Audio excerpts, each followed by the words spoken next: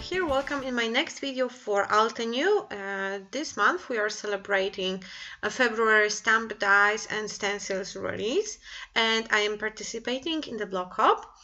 My project is as always layout, and I use two stamp sets. The first one I am using right now, it's called Trendy Circles, and you can stamp some fun, a little bit abstract circles using various colors of inks, and you can use them on your projects later or stamp directly onto the background.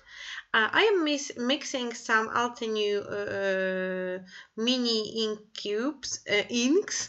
I have few sets of colors on my desk, and I will add the names of them in the description box.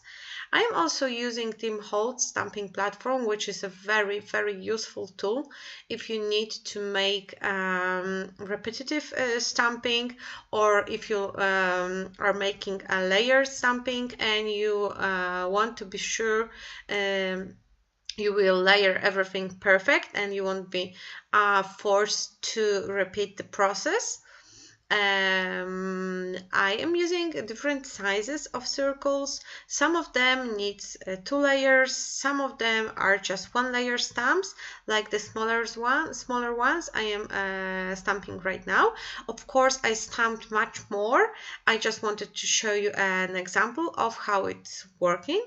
And now it's time for a second stamp set. It's called Beautiful Peony, and this is just an outline. It's not a stamp set for layering.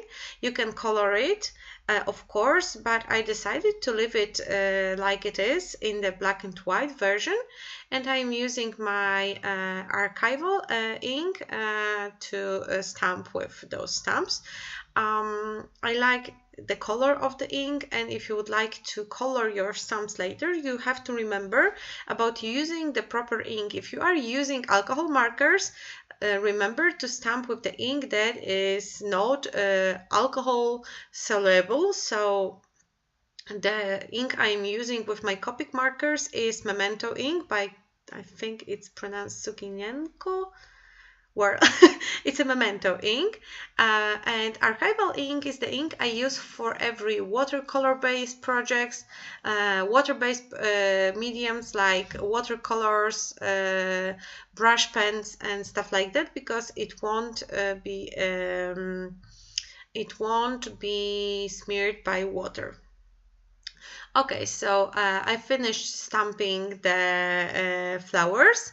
I'm almost finished stamping the flowers, and now I will cut them out using just a regular small scissors. If you have matching die, you can of course use it.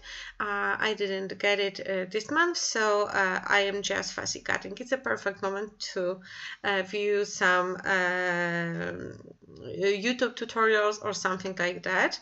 And now it's time to prepare a background for my layout. I am using just a clear foil. It's the foil I get my scrappy papers in, and I am applying a little bit of gelatos over it. I am using a pastel color, so the background will be very light. And after I apply it on the foil, I am adding water to activate the pigment in gelatos, and I'm starting with a brush, so you know it will move a little bit better, and then I am spraying everything with water to help the pigment spread all over the paper. I'm having a white paper beneath the foil so you can see better, and now I'm using the same paper to just kind of print the color on it. You can see very subtle colors and layers. If you use a darker shades, you will get much darker colors on your paper too. And after my background is dry, I am building my composition. I already tried it on the side, on the white paper, and now I'm just trying to move everything on my proper background, and I already have my composition, so it's looking quite fast, but it's not like that. It's not like that I took everything in my hand, place it on the background and I was happy with how it turned out. No, I just played a little bit of camera, so I knew it will all look like this. And now it's time to glue piece into the background, and I'm using 3D foam tape. For some of the elements, some of them will have one layer, some of them will have two layers, and some of them will be glued down directly onto the paper. It's all up to you if you like having your layouts flat because you store them in albums. You can, of course, do not use foam to add dimension. I'm a dimension freak, so I always use it. I can imagine my layouts being totally flat, but you know, I do not have albums to store them. I store them loosely, so it's not a problem for me if they are quite bulky. And this is quite of a boring and long process, so I cut a piece of it out, and you won't see every single circle being glued down to the background. And here is how it looks after I've finished. And now it's time to add the picture. I am adding a frame of some pattern paper. I just wanted to have something pink, so I don't even remember which collection is it. You can use a cardstock, scrap, whatever you have on your hand. And I also use a piece of yellow paper, so I have 2 layers of pattern paper, and now I'm adding my picture over it. The picture is so funny. I love this picture. It was taken before some party, and we were getting ready, like, you know, girls, and my daughter Maya had her nails painted for the first time because she didn't wanted to have them painted previously. Somehow my older daughter Gabrysia managed to convince her to have her nails done, and we also washed her hair. She had this I don't know the English word, the towel on the head wrapped. The towel wrapped around the head. She was in the robe and she was looking so cute. So I think it really needs a separate layout to record this moment. And after I have my picture glued down, I decided I of course need splashes, so I had to cover the picture, and I used pink and yellow mist from Heidi Swapp. They are my favorite ones to splash over the paper.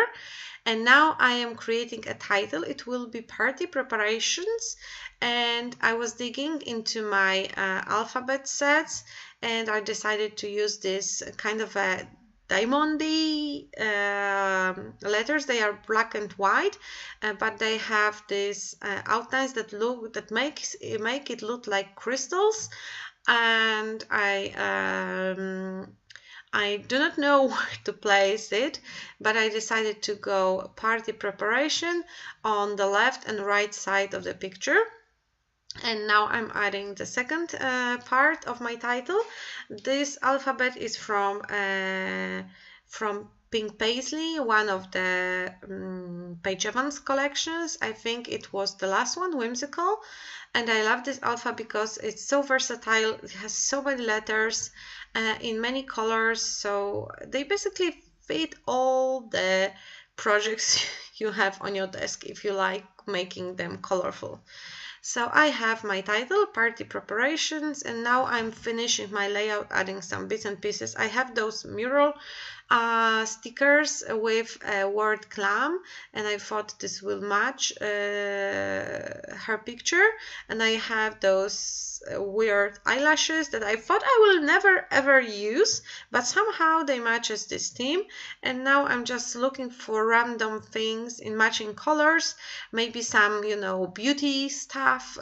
So I was thinking about using those shoes, but I am not sure if I ended up using them in the finished part of the project. I was thinking about the butterflies, but then I removed the butterflies. So as you can see, it was still work in progress. I wasn't sure what I should do And I have those cute tiny puffy stickers. They are from some Dear Lizzie collection, I think, and I thought that they may also match the theme of my layout. And I am gluing down the letters because the stickers do not stick well to the mixed media background. Well, stickers do not stick well. Always use an extra glue. And this is how my layout looks on the pictures. I left you a list of the products I use in the description box. Thank you for watching. Check the Altenew blog and join the fun of block hopping. You can win some awesome prizes. Bye bye.